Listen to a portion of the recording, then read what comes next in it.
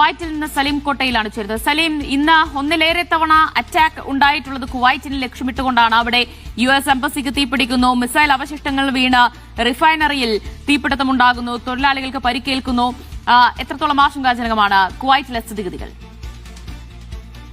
ദിവ്യ, ഇത് ആദ്യമായാണ് ഇറാൻ ആക്രമണം തുടങ്ങിയതിനു ശേഷം ആദ്യമായാണ് കുവൈത്തിൽ US സൈനിക വിമാനങ്ങൾ തകർന്നു വീഴുന്നത്. വിമാനങ്ങളിലെ ജീവനക്കാർ സുരക്ഷിതരാണെന്ന് പ്രതിരോധ മന്ത്രാലയം അറിയിച്ചു. ഇന്ന് രാവിലെയോടെയാണ് നിരവധി US സൈനിക വിമാനങ്ങൾ തകർന്നു വീണതായി പ്രതിരോധ മന്ത്രാലയം വ്യക്തമാക്കിയത്. എല്ലാ ജീവനക്കാരും സുരക്ഷിതരാണെന്നും ആശുപത്രിയിൽ ചികിത്സ ലഭിക്കുന്നുണ്ടെന്നും അധികൃതർ വ്യക്തമാക്കി. തിരച്ചിലും രക്ഷാപ്രവർത്തനങ്ങളും ഉടൻ ആരംഭിച്ചതായും മന്ത്രാലയം അറിയിച്ചു. സംഭവത്തെക്കുറിച്ച് US സേനയുമായി ഏകോപനം നടത്തി അന്വേഷണം പുരോഗമിക്കുകയാണെന്നും മന്ത്രാലയം വ്യക്തമാക്കിയിട്ടുണ്ട്. അതോടൊപ്പം തന്നെ കൃത്യമായ വിവരങ്ങൾക്കായി ഔദ്യോഗിക ഉറവിടങ്ങൾ മാത്രം പിന്തുടരണമെന്ന് മന്ത്രാലയം അഭ്യർത്ഥിച്ചിട്ടുണ്ട്. ഇന്ന് അഹമ്മദ് റിഫൈനയിലും പുലർച്ചെയോടെ ഷാർപ്നർ വീണതായി നാഷണൽ പെട്രോളിയം കമ്പനിയുടെ ഔദ്യോഗിക വക്താവ് ഗാനനൽ ഉത്തൈബി അറിയിച്ചിട്ടുണ്ടായിരുന്നു.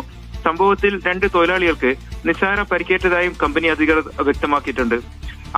അതോടൊപ്പം തന്നെ പുലർച്ചെയോടെ നിരവധി ഡ്രോണുകളും ബാലിസ്റ്റിക് മിസൈലുകളും വ്യോമ പ്രതിരോധ സേന തകർത്തതായി പ്രതിരോധ മന്ത്രാലയം അറിയിച്ചിട്ടുണ്ട്.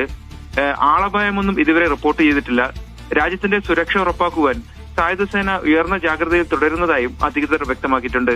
കുവൈത്തിൽ ഇന്ന് രാവിലെയുണ്ടായത് ഒന്നിലധികം വ്യോമാക്രമണങ്ങൾ. മിസൈലുകൾ നിർവീര്യമാക്കി പ്രതിരോധ സേന, ആർക്കും പരിക്കില്ല. ഇന്ന് രാവിലെ 4:28 മുതൽ രാജ്യത്ത് വ്യത്യസ്ത സമയങ്ങളിലായി സൈറണുകൾ മുഴങ്ങിയിരുന്നു.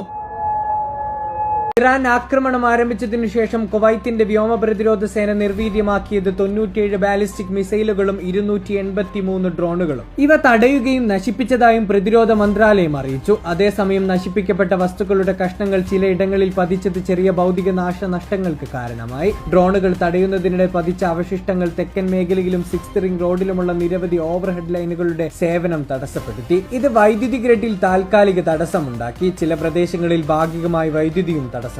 ഈ പ്രദേശങ്ങളിൽ കഴിയുന്നത്ര വേഗത്തിൽ വൈദ്യുതി പുനഃസ്ഥാപിക്കുന്നതിനായി അറ്റകുറ്റപ്പണികൾ ആരംഭിച്ചതായി വൈദ്യുതി ജല പുനരുപയോഗ ഊർജ്ജ മന്ത്രാലയം വ്യക്തമാക്കി. വൈദ്യുതി ഉൽപാദനം, ജല ഡീസോലിനേഷൻ, ട്രാൻസ്മിഷൻ സംവിധാനങ്ങൾ എന്നിവ കാര്യക്ഷമമായി പ്രവർത്തിക്കുന്നുണ്ട്. സേവന സ്ഥിരത ഉറപ്പാക്കാൻ 24 മണിക്കൂറും നിരീക്ഷണം നടത്തുന്നുണ്ട്. വൈദ്യുതിയുടെയും വെള്ളത്തിന്റെയും സ്ഥിതി നിയന്ത്രണത്തിലാണ്.